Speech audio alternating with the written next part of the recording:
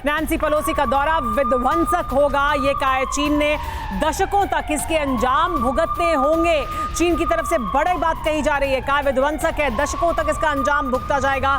ये कहा है चीन ने नैन्सी पेलोसी के दौरे के बाद दुश्मनों तक, दशकों तक, माफ कीजिएगा, इसके अंजाम को भुगतना होगा और ये दौरा विध्वंसक होगा। ये बड़ी बात चीन की तरफ से, पहला रिएक्शन चीन का, चीनी विदेश मंत्रालय की तरफ से इस तरह का बयान दिया गया है जिसमें उन्होंने कहा कि नैन्सी पेलोसी का दौरा आने वाले दशकों तक इसका जो अंजाम है वो लोग भुगतेंगे, ये चीन की तरफ से कहा जा रहा है। तो चीन अभी भी जो कह रहा है वो अपनी उस पोजीशन से जहां पर वो था, जहां पर वो लगातार ये कह रहे थे कि ये दौरा नहीं होना चाहिए, उसी पोजीशन से अभी भी बात कर रहे हैं। जाहिर सी बात है ये तो वो कहेंगे ही, लेकिन क्या वाकई जिसकी वो बात कर रहे हैं कि दशकों तक अंजाम भुगतना होगा, क्या वाकई वैसा भी कुछ करेंगे? क्या चीन ऐसा कर सकता है? अगर करेगा तो क्या विकल्प है उसके पास? किन विकल्पों का इस्तेमाल कर सकता है? क्या तैयारियां हैं चीन की? तैयारियां बहुत ज़्यादा चीन की तरफ से भी की गई हैं, लेकिन अभी जो बयान है उसमें पेलोसी के दौरे पर अमेरिका को चीन की एक बड़ी धमकी सामने आई है जिसमें उन्होंने कहा कि नैन्सी पेलोसी का दौरा विध्वंसक होगा। सुमाइरा, ये जब एक स्ट्रैटेजिक मिस्टेक जो लगातार चीन कर रहा है, अगर उन्हें कोई एक्शन, ज़रूरी नहीं कि वो काइनेटिक एक्शन ही हो, कोई स्ट्रैटेजिक या फिर टैक्टिकल लेवल पर कोई एक्शन या रिएक्शन करना है, तभी वो इस तरह की बातें करें। या तो कहिए मत, और अगर कह रहे हैं तो फिर करिए। और अगर ये नहीं करेंगे तो न केवल अमेरिका के पॉइंट ऑफ व्यू बल्कि पूरे विश्व में, जिसमें भारत भी शामिल है, उसके पॉइंट ऑफ व्यू भी चीन की काफ़ी ज़्यादा किरकिरी होगी। श्रीवास्तव सर, हमने ये देखा है कि लगातार एक बिल्टअप किया जा रहा है, एक verbal statements back to back दिए जा रहे हैं और टेंशन बिल्ड किया जा रहा है। ऑप्शन की कमी है या हिम्मत की? देखिए, जहां आपने अपने सेंटेंस में दशकों ला दिया, इसका मतलब अभी कुछ नहीं होने वाला है, ये मैं आपको बता सकता हूं। लेकिन दशकों की बात कैसे होगी? अगर आप लड़ाई अभी छेड़ेंगे तो दशकों तक नहीं ख़त्म होगी, वो लड़ाई बड़ी विध्वंसक अभी हो जाएगी। इसका मतलब यह है कि चीन ने ऑलरेडी एक स्टेप बैक ले लिया है, उसको उसे कहते हैं रोल बैक करना शुरू कर दिया है।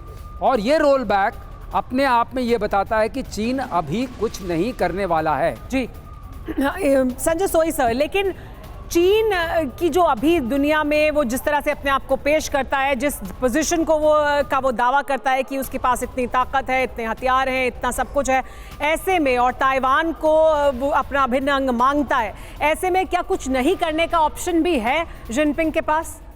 ऐसा है कि यहाँ पर अब देखा जाए, दोनों देशों की हम कंडीशन देखें, अमेरिका और चाइना।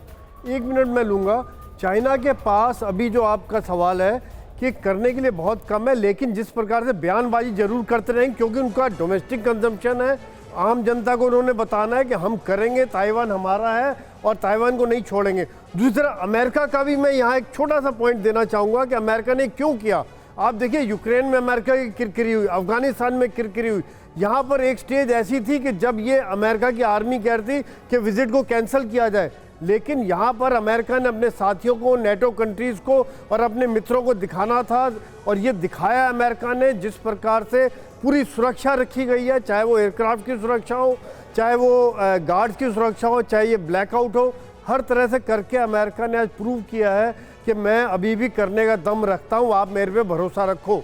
जी हाँ, बिल्कुल। और सर डीके पांडे जी, आपको क्या लगता है कि ये, क्योंकि हम देख रहे हैं कि जो बात इससे पहले भी हो रही थी कि चीन की तरफ से अगर धमकी दी जा रही है और अभी भी वो अपनी उस हाई ग्राउंड से नीचे नहीं आए हैं, हालांकि श्रीवास्तव जी का कहना है कि ये एक स्टेप बैक है। क्या आपको लगता है कि ये एक स्टेप बैक है चीन की तरफ से, कहना कि दशकों तक इसका खतरा महसूस करेंगे या इसका अंजाम भुगतेंगे, या एस्केलेशन है उनकी तरफ से? देखिए, वो जो हम लोग सब उम्मीद कर रहे थे कि बहुत विध्वंसक फेस टू फेस ऑफ होगा, वो नहीं है निश्चित रूप से। लेकिन पिछले 24 घंटे में ताइवान की वेबसाइट जो है, प्रीमियम की वेबसाइट जो है, वो उसको जैम कर दिया गया। दिन भर वो आज परेशान रहे हैं, साइबर अटैक उन पर होते रहे।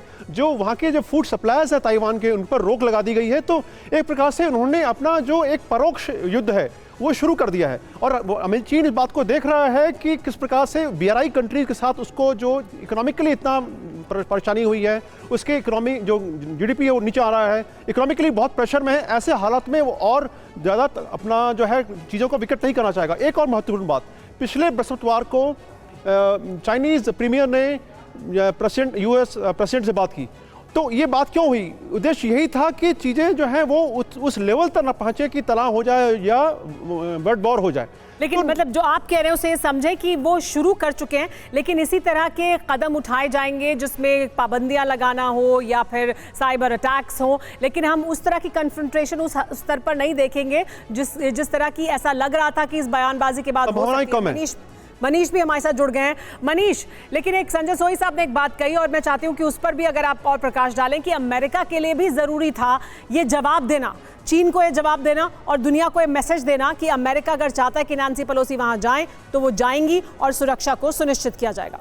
जी हाँ, बिल्कुल। देखिए, खास करके तब जब अमेरिका पे लगातार ये आरोप लग रहे थे कि अमेरिका अपने किसी भी दोस्त के साथ दोस्ती ठीक से नहीं निभा पा रहा है, वैसी स्थिति में ताइवान के साथ इस तरीके का कमिटमेंट पूरा करके दरअसल अमेरिका ने दुनिया को ये संदेश देने की कोशिश की है कि ऐसी बात नहीं है, हम जिसके साथ कमिटमेंट करते हैं। क्योंकि आज की तारीख में अगर आप देखें, जापान जैसा मुल्क, साउथ कोरिया जैसा मुल्क, इन सबको एक कमिटमेंट दे रखा है अमेरिका ने कि अगर आपके साथ कहीं कुछ होता है तो हम तैयार हैं। लेकिन यूक्रेन में रूस के हमले के बाद से लग रहा था कि क्या वाकई अमेरिका किसी भी सहयोगी देश के साथ खड़ा होने की। मनीष कुछ सेकंड के लिए आपको रोकना चाहूंगा, कुछ तस्वीरें लाइव आ रही हैं, वो दर्शकों को हम बता दें, अपडेट कर दें। ये वही एग्जैक्टली ग्रैंड हयात होटल है ताइपेई में जहां पर नैन्सी पेलोसी रहेंगी और वह इसे पूरी तरह से किलाबंदी कर दी गई है, हाईएस्ट लेवल ऑफ सिक्योरिटी वहां पर किया गया है। और ये लाइव तस्वीरें वहां से भी आ रही हैं कि अब एयरपोर्ट से लैंड करने के बाद में तुरंत नैन्सी पेलोसी इसी होटल में, ग्रैंड हयात होटल में ताइपेई में पहुंचेंगी और यहां पर भी पहला सुरक्षा घेरा यूएस सीक्रेट सर्विस एजेंट्स का होगा, मरीन्स का होगा। अमेरिकन मिलिट्री पूरी तरह से इसे किले के तौर पर कन्वर्ट कर देगी और उसके बाद में आउटर घेरा ताइवान की सिक्योरिटी में होगा, क्योंकि चीन पर किसी भी तरह का विश्वास नहीं किया जा सकता। जरूरी नहीं कि लैंडिंग के समय, अप्रोच के समय उन्होंने कुछ नहीं किया तो वो आगे अगले 1.5 से 2 दिनों में कुछ नहीं करे और इसीलिए प्रीएम्प्टिव मेजर्स लिए गए हैं और पूरी तरह से इसी में ये भी जानना चाहेंगे आपसे कि ये हम देख रहे हैं कि ये होटल है, उसके बाहर सुरक्षा घेरे बनाया जाएगा। आमतौर पर इस तरह की जो एक्सरसाइज है वो की जाती है और ज्यादा बड़े स्तर पर की जाएगी, लेकिन जो चीन है वो एयर स्पेस का उल्लंघन करता है या एयर स्पेस में दाखिल होता है तो एयर स्पेस का भी को भी सिक्योर किया जाए, उसके लिए भी क्या कदम उठाए गए हैं और क्या उठाए जा सकते हैं?